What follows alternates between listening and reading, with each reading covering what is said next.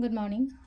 Ngasigi yumjagation numit ko. Yumjagation numit ki card ki message minner se. Yumjagation numit ahambada number ko number se 104 lere aduga color na green gumba kai gumba du minus se pbi ko. Aduga amana akoina chak thong bada hapa ya base ko akogi yumjagation gu na tulsi mana ni khangde natraga hadi chaba ya ba mana asang gumba ko dumba yaraga di tulsi leaves gumba kai gumba du min hapu ko natraga na elaichi gumba kai gumba cheng shuba da maroon khatang thada bi pa du min taro ko. Adu dumma lere ko. Adu number haijagare 104 color na green gumba kai gumba la consume tabo tabo leina ko chaba thakpada phawada hadi green color se yaringe chabi bago ngasi gi oina hairaga di ko na amada ko card ki message yenga se ko du timing so haiped yenga se ko ngasi gi oina timing of haba kai kai lege thaba ingkhang chathok ka dabaga leira gadi ko ado se da card number 1 card number 2 card number 3 ko hamba card khan banga yenga se ko hadi first card khan banga yoina se la is se anova energy ama ka loina na thabak tawningani ko ngasi se le sida le no ko anova energy yamna passionate oina damaina gumba thabak tawbiba ko adu hadi thaba inkhang anova hauba yai ko ngasi se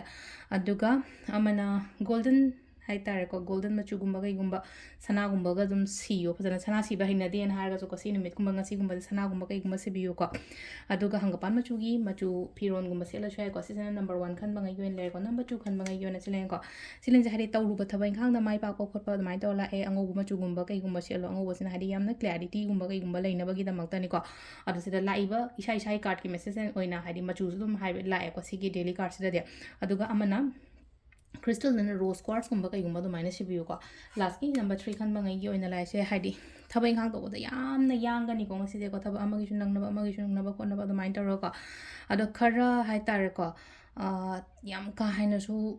yangjan naga chat kanu hadi mina kanom tong ta inga si loi dia de ko te hadi ai gi chang ama da tawon hai ko thabak se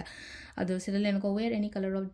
any color hai sida haragadi yellow color gumba kai gumba hai tare ko silai se ko wear any shade of yellow ana hai ko sida aduga even hangapan machu gi pot phaw donate to na hai ko ngasi se string gumba kai gumba sina bio hai khoi keno dana akhoi gi crystals gumba kai gumba dana ko